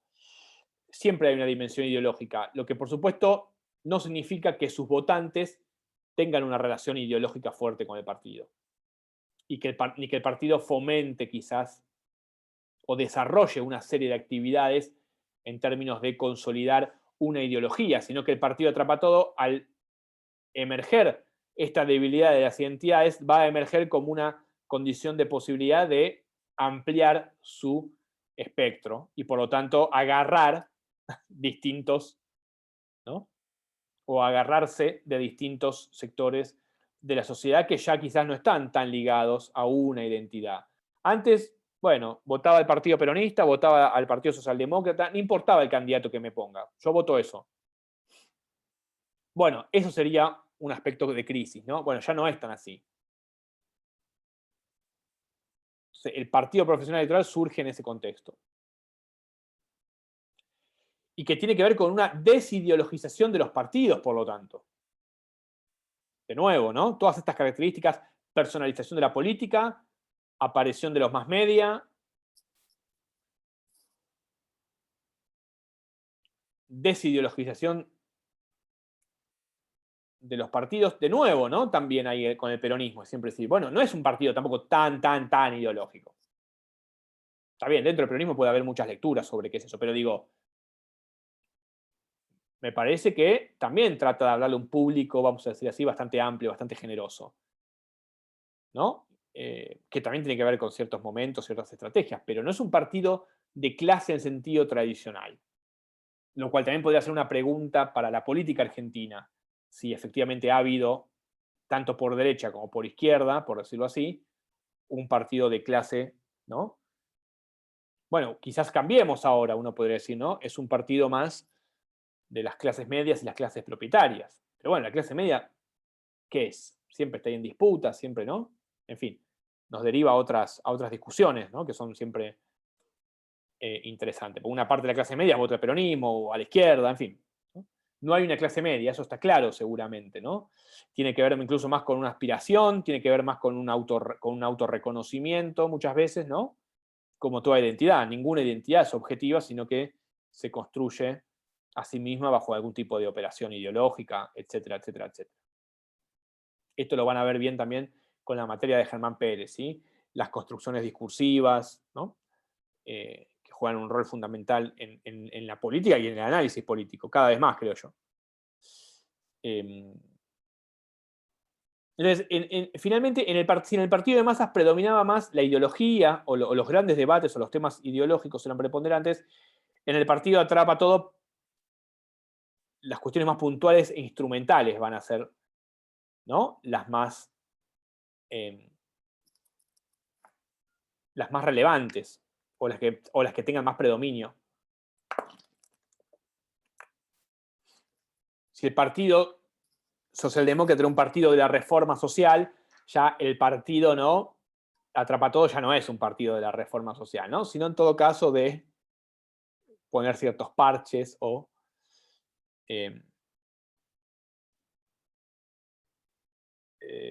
ya no hacer ese tipo de planteos. Ahora bien, luego entonces dijimos partido de notables, partido de masas, partido Atrapa Todo, ¿no? Sigue la clasificación en cierta medida, sigue la clasificación. Ahí, que tengo la compu acá, déjenme ver que les quería sugerir del texto un cuadrito que está en la página, esperen, a ver si lo engancho, 229. Este cuadro sirve, no hace falta que vayan a buscar. Está bien, sí, este cuadro sirve, no vayan a... No, de hecho, claro, la fuente es Katz y Meir. Si van a la página 229 del texto,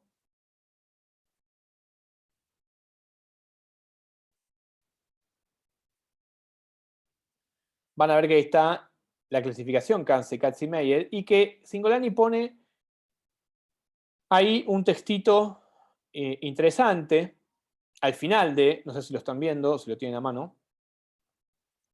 Yo lo estoy mirando ahora y es, efectivamente, me había olvidado, estaba ese cuadrito acá, pero lo tenía anotado. Que ahí van a ver entonces los tipos de partido y sus características respectivas. Página 229. Bueno, ahora vamos a hacer algo más sobre eso. Otra idea, entonces, en este proceso de clasificación va a tener que ver con lo que se llaman los partidos cártel y la cartelización de la vida partidaria que está en ese cuadro, decíamos, y es esta clasificación o esta idea de Katz y Meyer. Lo que estuvimos viendo hasta ahora, no lo vamos a terminar el texto, lo terminamos la clase que viene, pero lo que hemos visto es una relación, decía yo al inicio, entre sociedad civil y Estado, y cómo en realidad esa relación iba cambiando.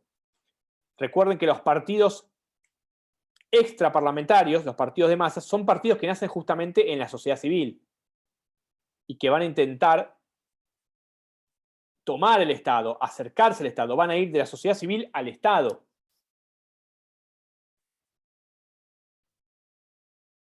Los partidos cártel, justamente lo que van a ver Katz y Meyer es que cada vez más los partidos van a estar dentro del Estado. Se van a ir colocando hacia el interior del Estado. Van a ser partidos-Estado. Los partidos van a empezar a ser absorbidos, pasan a ser absorbidos por la órbita del Estado. Hay que aclarar, sin embargo, que si uno va y lee el texto de Katz y Meyer, esta clasificación se va a dar sobre todo en Europa, por lo tanto también tener cierto recaudo con esta definición y en algunos países de Europa. Sin embargo, es interesante el movimiento, digamos así, de la sociedad civil al Estado, porque lo que está tratando de decir, o lo que están tratando de decir ellos dos, es que los partidos dependen cada vez más de su posición en relación al Estado y cada vez menos de su posición en relación a la sociedad civil. Dependen cada vez menos de la sociedad civil y más del Estado. Los partidos se han convertido en agencias semiestatales, van a decir. Si nosotros miramos desde el partido de masas en adelante, lo que hay es como una pérdida de afincamiento de los partidos en la sociedad civil en función de un movimiento hacia el Estado.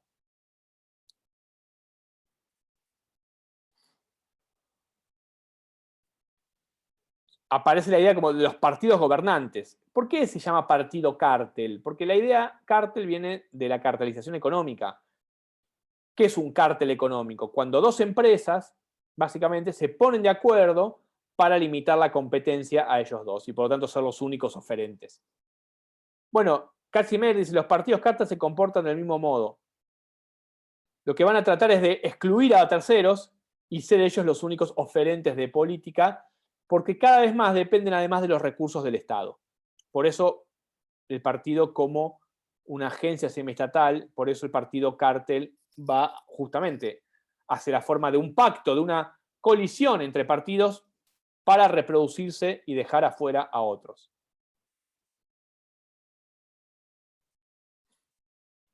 Hay un desplazamiento de la sociedad hacia el Estado, que también obviamente, de nuevo, podríamos agregar una serie de otras cuestiones como quizás la cierta despolitización, el alejamiento de la política.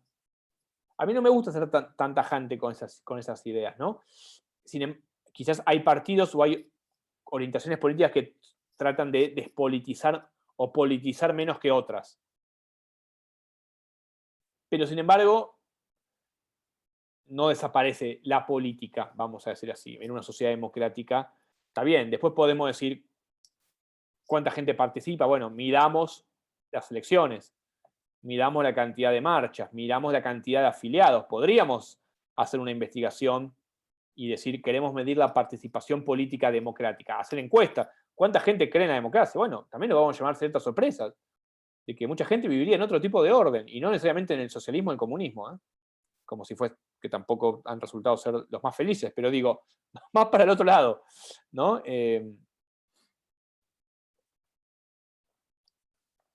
Entonces, esta idea de partido cachol es muy importante.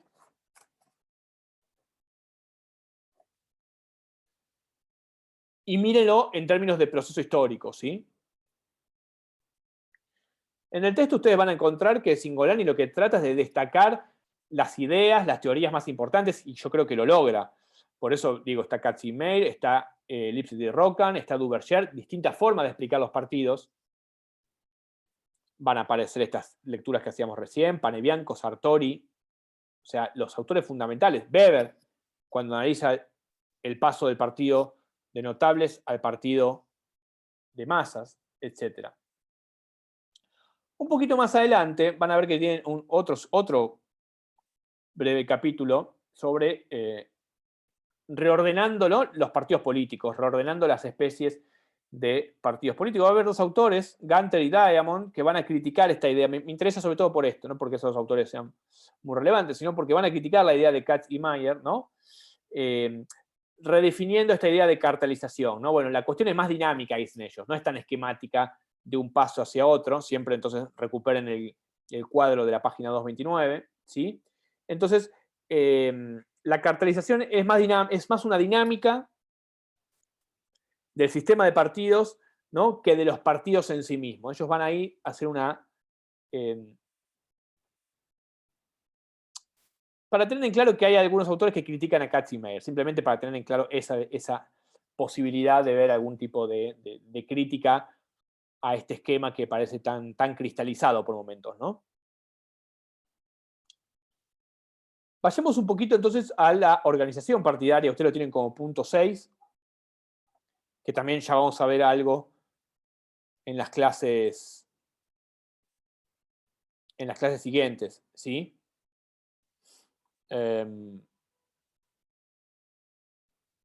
Con Panebianco, sobre todo con Panebianco, quien ya nombré varias veces, ¿sí? En esta idea de organización partidaria se parte de la posibilidad de discutir los partidos, obviamente, como un objeto de estudio específico. Y van a aparecer algunos autores y algunas ideitas. Entre ellas, Ostrogorsky, otro autor muy importante de principios del siglo XX, también de la época de Weber, anterior inclusive, de la época de Robert Michels, que lo que básicamente los autores van a decir, Michels, Weber, Ostrogorsky, es la idea del partido como una máquina burocrática. Por eso, hoy habría que ver cómo es eso. Si miramos lo que dicen los Katz y Mer y otros autores, ha habido un desplazamiento. Hay una desburocratización también del partido. Pero en tanto organización partidaria, el partido, que esto es algo que estudia justamente muy bien Panebianco, que es el partido como organización. Ante todo, el partido es una organización y funciona bajo una lógica organizacional. Ya lo vamos a ver. Como organización compleja, entonces es una organización burocrática y por lo tanto es un fin en sí mismo. No solamente puede ser un medio para conquistar el poder, para generar cambios sociales, ¿sí? Para lo que querramos en términos de su relación con la sociedad. Sino que es un fin en sí mismo. Y ahí hay una idea que es muy importante, que también tienen que saber, que es una idea de Robert Michels. Robert Michels era un intelectual del Partido Socialdemócrata Alemán y que fue un teórico, que escribió, no me acuerdo el nombre del completo del libro, si es Sociología de los Partidos Políticos, o creo que se llama así, pero que inventó una idea, siendo miembro del Partido Socialdemócrata Alemán, que es la ley de hierro de la oligarquía. Quizás ya la han escuchado y si no la escuchan es una palabra muy clave, que luego la va a retomar Panebianco, es que los partidos cumplen con una ley de hierro, que es que se oligarquizan. Los partidos democráticos de masas, inclusive aquellos que dicen representar a los trabajadores, a la clase obrera, etcétera, etcétera, etcétera, tienden a oligarquizarse en su cúspide. Arriba los partidos se oligarquizan y no son democráticos, porque son máquinas burocráticas. El poder se concentra en el liderazgo y los fines que se proponía la organización son suplantados, dice Michels. Hay por ejemplo, liberar socioeconómicamente a la clase trabajadora. El partido sustituye sus fines por otros. Esta idea es muy, muy interesante, ¿no? La sustitución de los fines. Los partidos nacen con cierta idea, con cierta causa, pero al ser organizaciones burocráticas, complejas, que se van oligarquizando, van sustituyendo los fines por las que fueron creados. Panebianco va a decir algo interesante. Nunca una organización sustituye sus fines, sino en todo caso la articula de un modo novedoso. Por ejemplo, el peronismo no puede decir somos el partido de la justicia social. Ayer incluso todo un chiste durante todo el día sobre la justicia social y otras cosas. ¿No? Pero no puede decir, no va a renunciar a esa idea que es fundacional. Que es fundacional, que es ideológica, que tiene que ver con una identidad. Eso diría Panebianco, no hay una sustitución total de los fines. De nuevo, ¿qué significaría eso en términos de Michels? De que el partido en este proceso histórico va sustituyendo los fines que le dieron vida por otros, producto de esta ley de hierro de la oligarquía. Todos los partidos políticos van hacia esta ley de hierro de la oligarquía, que tiene que ver más con la preservación de la institución que con las transformaciones que se había propuesto, quizás. Entonces, para sobrevivir, la organización sustituye los fines, porque se toma como un fin en sí mismo, lo cual es muy diferente de decir que el partido es un medio para hacer la revolución, por ejemplo. ¿No? Lo cual también pasó mucho en los países comunistas. Así que el partido se transformó además, ¿no? Igual estamos hablando de sociedades no comunistas o donde hay partidos políticos y competencia partidaria, pero la descripción podría ser la misma. Por supuesto que si el partido sustituye totalmente los fines y se transforma en un fin en sí mismo la organización, y no lo que representa, también estaríamos hablando, en este caso, de partido cártel, podría ser similar a eso, ¿no? Porque si el partido va perdiendo esos fines que lo animaron como causa fundante, la liberación, pensemos, la desaparición de la explotación económica, la liberación de la clase, todo lo que podemos pensar de esos partidos, sobre todo socialistas de principio de siglo, esta idea de que el partido es un fin en sí mismo tiene que ver con esto. Con un corrimiento también, entonces, y con parte de la transformación. Panebianco hoy nos va a hablar de la estructura formal de los partidos, lo que yo decía, de la organización interna de los partidos políticos, ¿no? Los partidos políticos, para entender cómo funcionan, hay que analizarlos de forma organizativa. Cómo se institucionalizan, cómo funcionan hacia adentro. No solamente de cara a la sociedad, sino como organización. Panebianco es muy claro en eso. Panebianco dice, antes de estudiar un partido en relación a la sociedad, hay que ver cómo funciona. Y está bueno eso, porque, bueno, Gonzalo ahí, que se estaba conectando, se tenía problema de conexión, ahí andaba por ahí. Ahí está Gonzalo.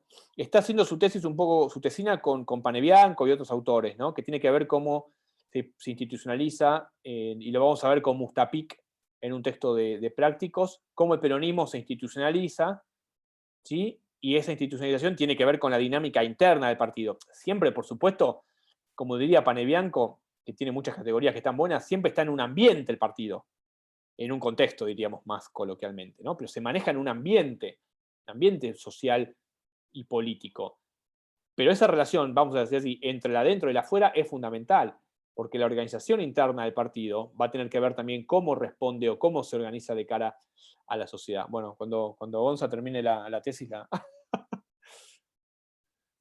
circulamos. Perdón, se me había cortado el internet. No, todo bien, todo bien. No, capaz que querés decir algo sobre esto, ya Sí, no, claro. No, no sé, no sé qué habías dicho, pero sí, claro que tiene que ver. No, de la organización interna, claro. Claro, sí, digo, la afuera con el partido, porque también el partido se va reacomodando, como todo partido quiere ganar elecciones y se va reacomodando al contexto. Exacto. Entonces, Panebianco ahí le da una vuelta de tuerca a la idea de sustitución de los fines de Michel, sino más bien articulación de los fines. Nunca pierde los fines de todo, pero los articula justamente con el ambiente en el que ese partido se está desenvolviendo, ¿no? La capacidad, digamos, de adaptarse al medio. Ahí, por supuesto, vemos que, por ejemplo, de nuevo, el peronismo, bueno, tuvo mayor capacidad que el radicalismo, si vemos los dos grandes partidos, ¿no? Las dos grandes identidades históricas del siglo XX, vamos a decir, porque justamente el cambio de siglo, el radicalismo pierde gran parte, ¿no? de su fortaleza, de su identidad, de su estructura, ¿no? Partidaria, que es bien interesante, ¿no? Creo que debería haber más trabajo sobre eso porque siempre son bien interesantes, ¿no? Entonces, la estructura interna de los partidos, ¿no? Y la organización de los mismos, ¿no? Ahí Panebianco, incluso más allá de si son de creación interna o creación externa, está hablando de los partidos, ¿no? Ahora, hay partidos de comité o partidos de notables, ¿no? Que es lo que hablamos antes. Por supuesto, hay partidos de masas, lo que él llama también partidos de masas, perdón.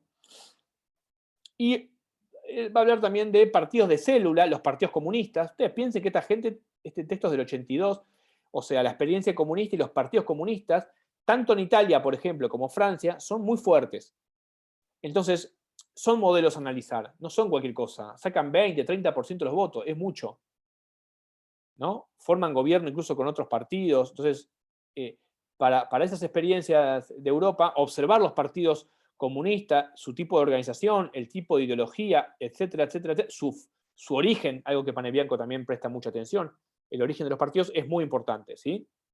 Ya lo vamos a ver bien en prácticos y teóricos, vamos a profundizar, entonces, sobre todo, ¿no? De este texto de Cingolani, uno de los autores fundamentales que vamos a sacar es Sartori y el otro es Panebianco. Bueno, voy a decir algunas cositas más y ya vamos a ir cortando, ¿sí? Una cuestión más entonces con lo que tiene que ver, que ustedes lo tienen como punto 7 del texto, sobre sistemas de partidos y modelos de competencia electoral. También obviamente entramos en una dimensión fundamental. Como definición básica, obviamente el sistema de partidos tiene que ver cómo interactúan los partidos políticos en una determinada sociedad.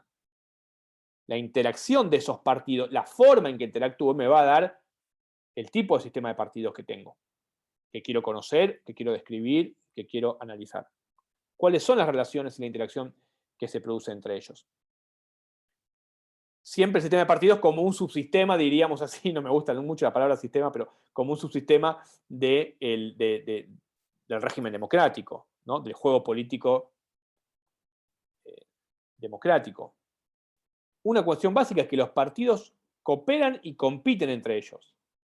Digo, en el sistema político, en el sistema de partidos, perdón, los partidos cooperan y compiten entre ellos. Podemos ver competencias, por supuesto, en la arena electoral, claramente, en la lucha ideológica, pero obviamente también podemos ver la cooperación en instancias como el Parlamento, el Poder Legislativo u otras instancias. Pero digo, tanto compiten como que cooperan. Pero lo que tenemos que saber es las variables que tomamos en cuenta para considerar el tipo de sistema de partidos, ¿no? En el que estamos insertos. Y ahí van a ver algunas definiciones, como, y que Sartori le presta mucha atención a esto, si el sistema de partidos en el que estamos, o en el que estamos observando, si es fragmentado, o si hay una alta polarización ideológica y de clivaje. Entonces, bueno, hay dos partidos fuertes, un partido de la clase obrera, partido de la burguesía, ¿no? Podríamos pensar, es hipotéticamente un escenario, y hay que ver cómo se relacionan esos partidos, y si esos partidos están institucionalizados más o menos. Si están fuertemente institucionalizados o si están poco institucionalizados. Ya les comento que Cingolani va a decir al final, no lo vamos a ver hoy, pero ya ustedes vayan leyendo el texto, va a decir, en América Latina hay un problema que es que los partidos no están del todo nunca institucionalizados. Su institucionalización siempre es un problema. Entonces, fragmentación, polarización ideológica, algo muy importante. Porque también la polarización ideológica, si un sistema es muy polarizado, también puedo pensar que hay partidos más ideológicos, tal vez, que precisamente tienden un movimiento centrípeto, es decir, hacia afuera, y no centrífugo, es decir, hacia adentro, y por lo tanto es muy difícil que esos partidos cooperen. Por lo tanto, la lógica política de esa sociedad puede alcanzar, ¿no?, niveles problemáticos en el sentido de la organización de ese sistema de partidos. Eso también va a tener que ver con cuántos partidos o cuáles son los partidos que son importantes en un sistema político democrático. 2, 3, 4, 5, 6. Lo que también nos va a llevar a hablar, por lo tanto, es de bipartidismo, en principio, o multipartidismo, o de bipartidismo o de pluralismo partidario. Por lo menos, hay otras definiciones más.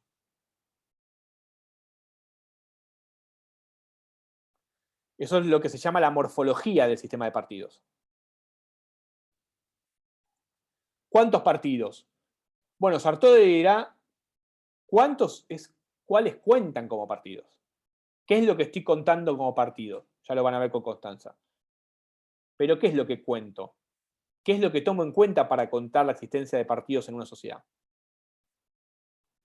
Yo digo, esta sociedad es bipartidista. Pero si hay 4 partidos. Bueno, pero el funcionamiento de esa sociedad es bipartidista. No me basta con contar numéricamente, con hacer un repaso aritmético de los partidos, sino de cómo es la lógica de ese sistema de partidos. Y ahí Duverger, de nuevo, es uno que Sartori va a tomar eso, ¿no? Es uno de los principales. Porque él dijo, hay monopartidismo, hay bipartidismo y hay multipartidismo.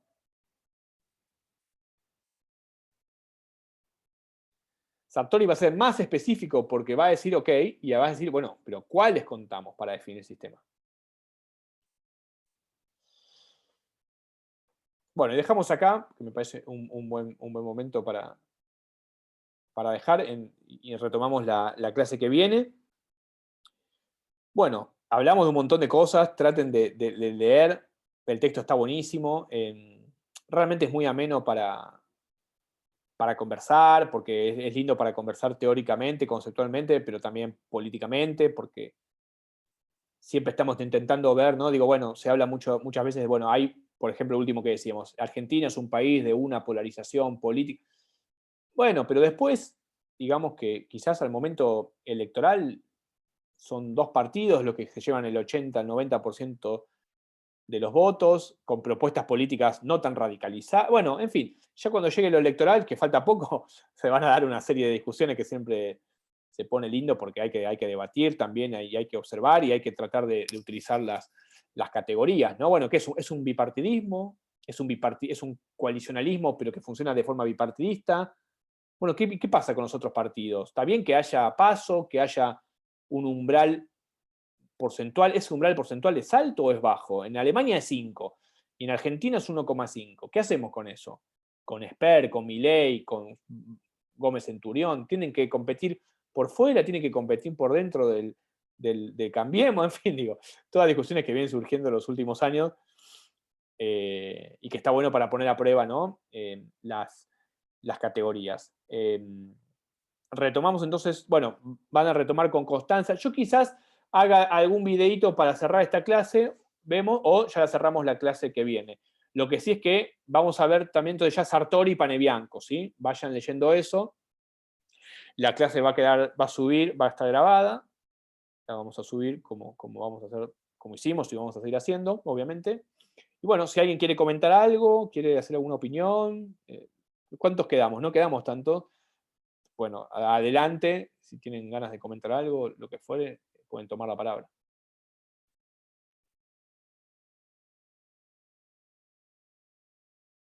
¿No? Bueno, está bien. Bueno. Bueno, entonces quedamos ya el martes que viene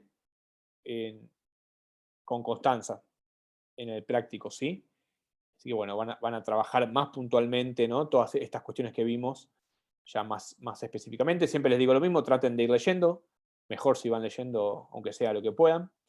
Y bueno, nos estamos viendo y nos manejamos por el aula virtual como siempre, ¿sí?